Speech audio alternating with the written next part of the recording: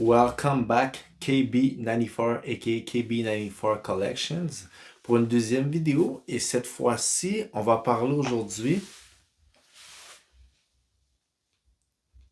les racines du hip-hop au Québec. C'est très intéressant. Pourquoi?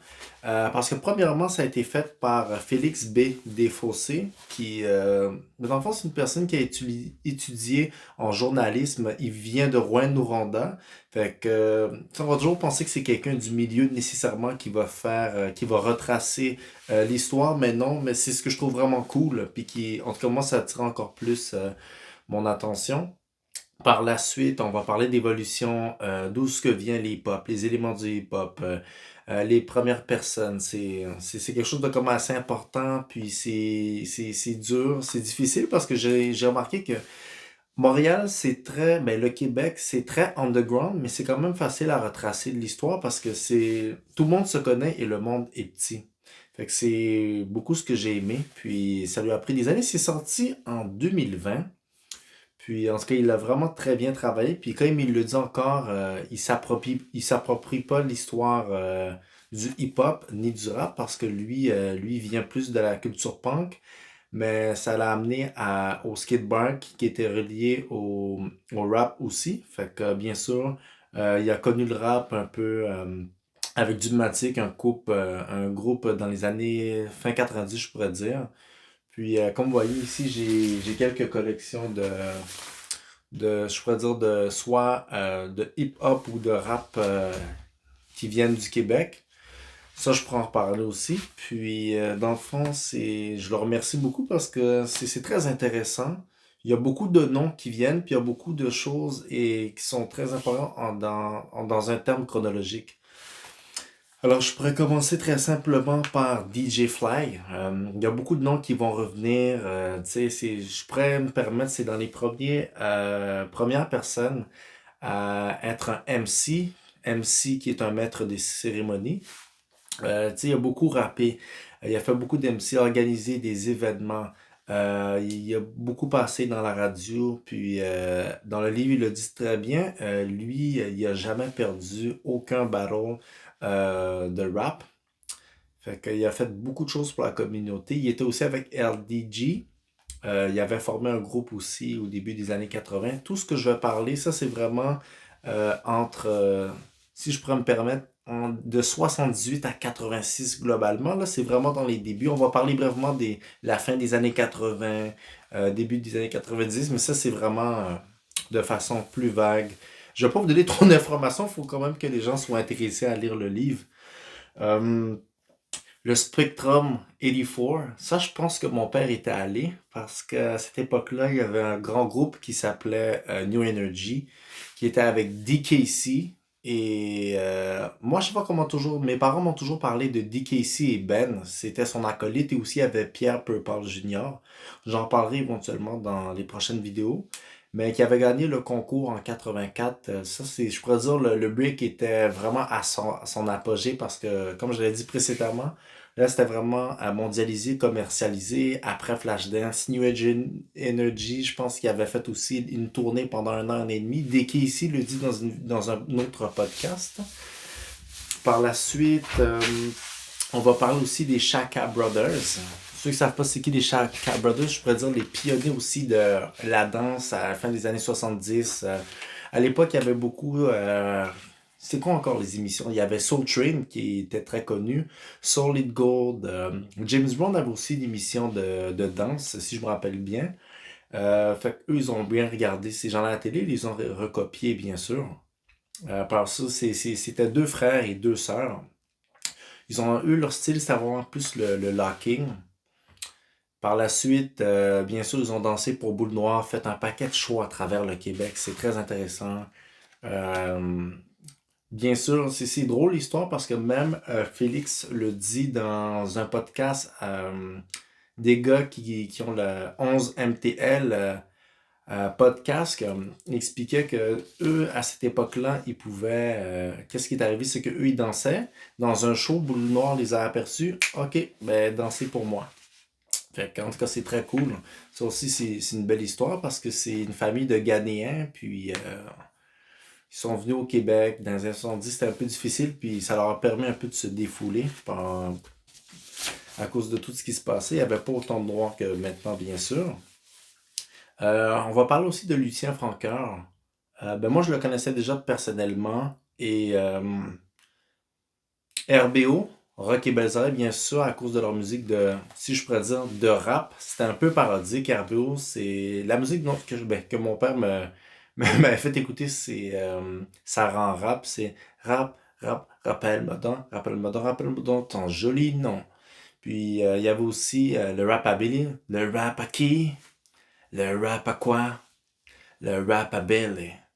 Le rap à Billy. Fait que là, tu sais, je demandais à mon père, je dis, est-ce que tu écoutais ça? Il me dit, non. Il me dit, c'est pas que j'écoutais ça, ça jouait à la radio. Mais c'est pour ça que je connaissais la musique, mais j'allais pas écouter ça, mais c'est ce qui jouait. Puis juste vous dire, souvent les gens disent que c'est le premier rap, mais dans le livre, ici, on comprend très bien que c'est pas le premier rap. Pourquoi?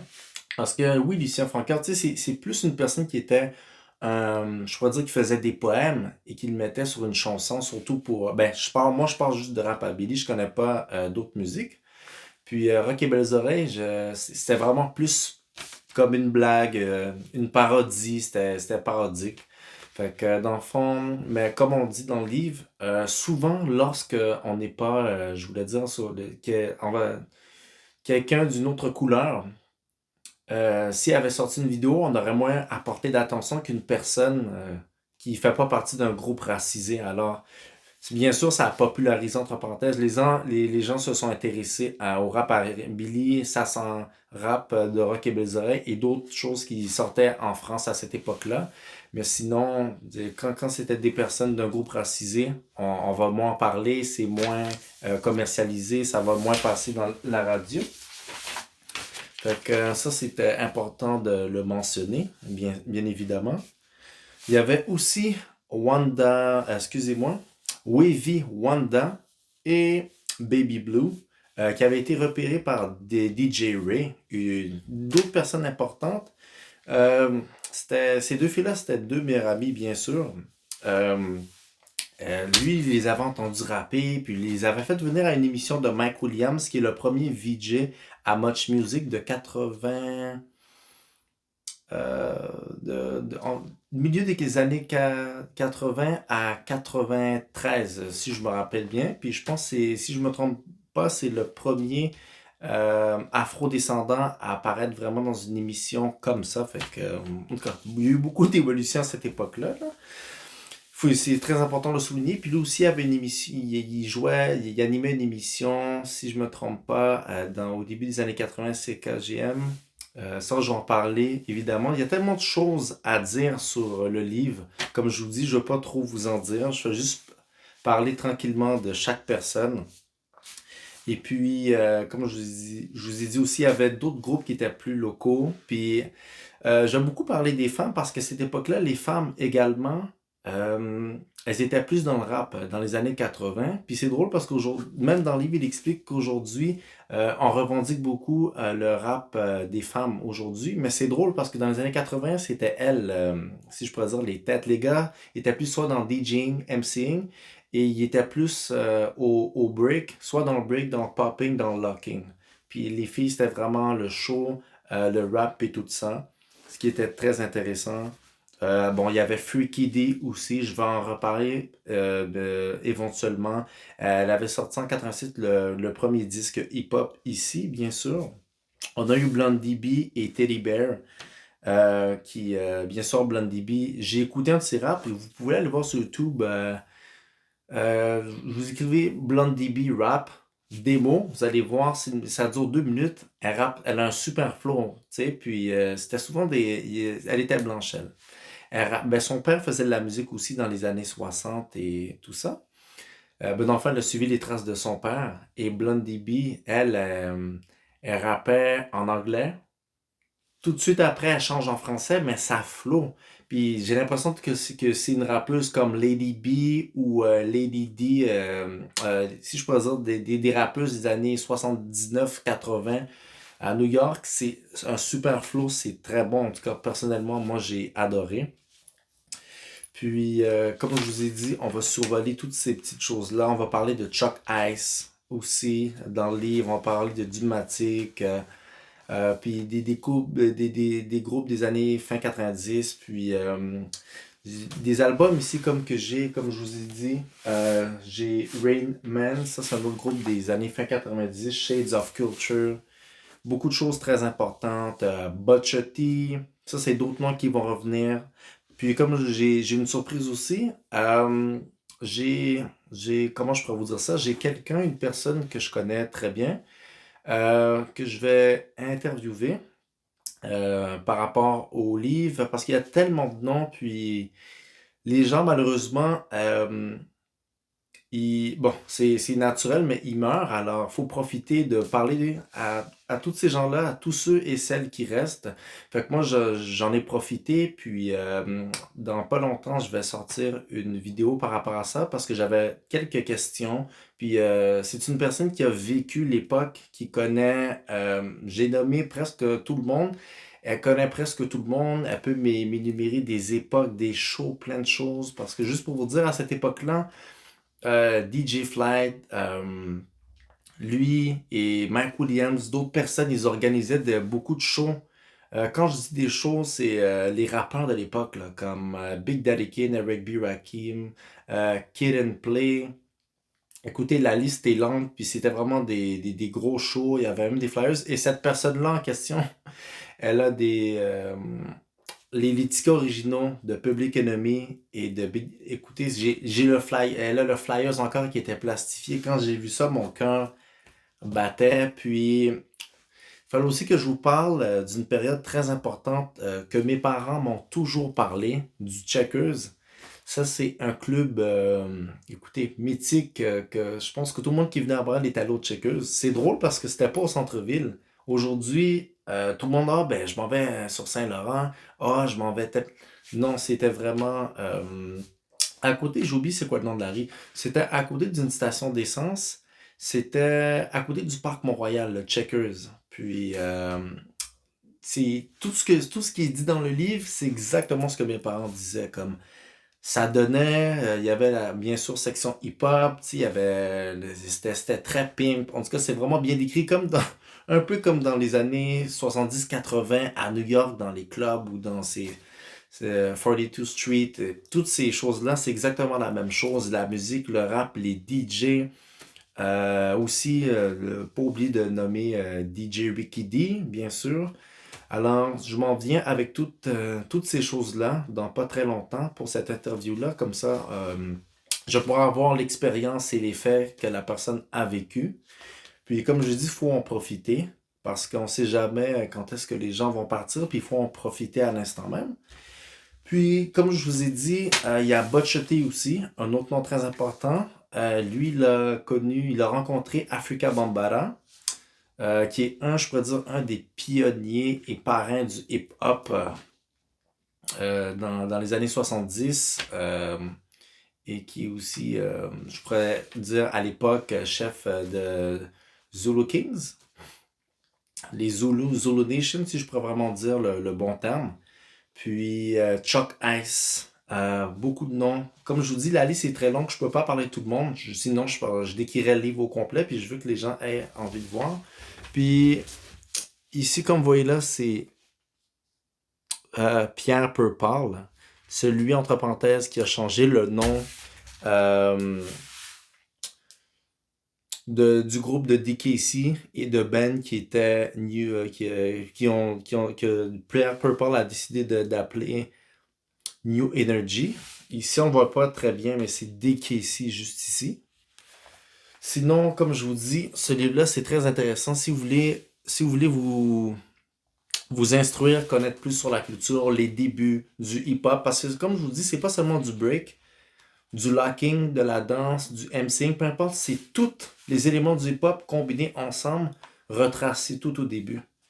Les premières fois qu'on mettait de la musique à la radio, qu'on mettait de la musique à CKJM, la musique rap, on mettait du Stevie Wonder, toutes ces choses-là que Mike Williams, que DJ Flight, DJ Ray, toutes ces choses-là qui ont fait comment je pourrais dire, faire des gros shows, puis Aussi, comment je peux dire, il y avait surtout dans Little Burgundy and DG, là, c'est là que ça se passait vraiment, qu'il y avait vraiment je pourrais pas nécessairement dire des block parties, mais comme des 14-18 ou en tout cas, pas seulement des 14-18, mais des parties dehors. Puis aussi, mes parents, ben, mes parents m'ont souvent parlé des, des blockos. Ça, ben, je pense que ça fait partie des block parties qui se passaient, comme je vous dis, dans le coin de Ville-Marie, Côte-des-Neiges, NDG, Little Burgundy. C'est là que toutes les choses se passaient. Fait que je vous invite à acheter le livre. Ça, je l'ai trouvé, si je me rappelle bien, on peut le trouver sur Amazon. Amazon France, on retrouve tout. Je vous dis, la plupart de mes livres sont sur Amazon France. Euh, Archambault. Et sinon, je sais qu'il y a une librairie, j'ai oublié le nom. Je vais le mettre dans le lien. C'est une librairie proche du métro Beaubien. Il y a une super librairie. C'est vraiment, il y a tout ce qui s'appelle hip-hop, vinyle, musique. Vous pouvez les trouver là. Fait que je vais le mettre dans le lien en commentaire. Puis là, je vais finir en vous montrant ce que je pourrais dire, la musique ou le hip-hop ou le rap au Québec. Ben lui, je le connais. MC Originate, que je connais très bien, que je le connais personnellement. Bon, j'ai déjà été chez lui, il fait de la musique, il est très sérieux. Puis je sais qu'il vendait, certains de ses albums se vendaient aussi en France, c'est très bon. Moi, je l'écoutais sur Spotify. Fait que ça, on peut l'acheter aussi au 33 tours. C'est là que je l'ai acheté. Ces musiques, c'est vraiment funk.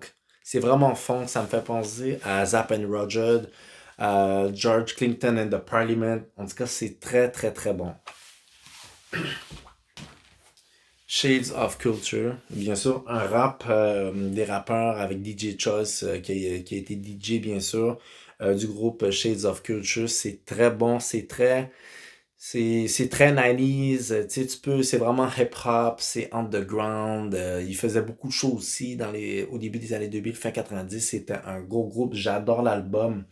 Regardez ici, on a DJ Storm, D-Shade and Revolution, mais comme je vous dis, DJ Choice a déjà été aussi DJ, mais moi j'adore, c'est vraiment bon. Je pensais que c'était quelque chose d'anglophone des États-Unis, même pas, ça sent du Québec. Jay Rainman, ici.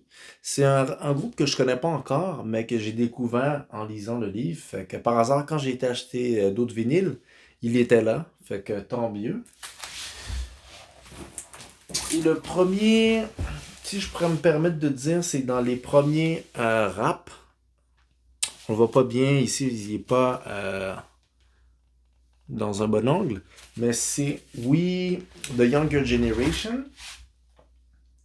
We Rap More Mellow. Ça, c'est un petit peu, je pourrais dire quelques mois après Rapper's Delight, dans la même époque que Curtis Blow, quand il a sorti son premier hit, après Christmas. Alors, ça, c'est dans les premiers. Puis par hasard, je l'ai trouvé la journée que j'ai acheté ces vinyles-là, fait que j'en ai profité.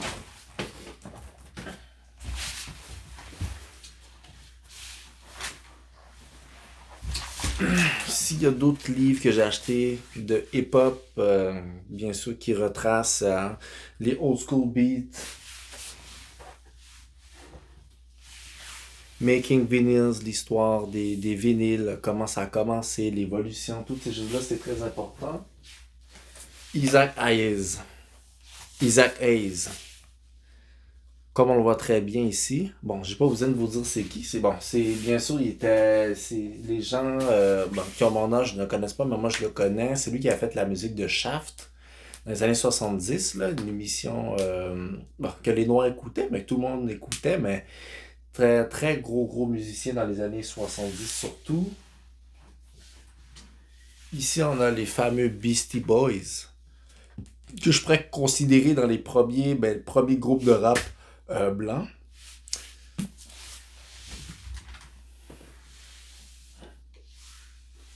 Ici, on a d'autres choses, Rap Records. Il y a beaucoup de choses intéressantes dans les librairies, honnêtement, puis que je vais mettre en lien.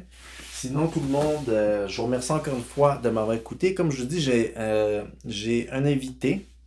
Euh, spécial pour le prochain interview. Puis comme je vous dis, ça va être encore par rapport au livre Les racines du hip-hop au Québec. Fait que dans le fond, ça va être très le fun. Je vous en dis pas plus. Je vous remercie encore une fois d'avoir regardé ma vidéo.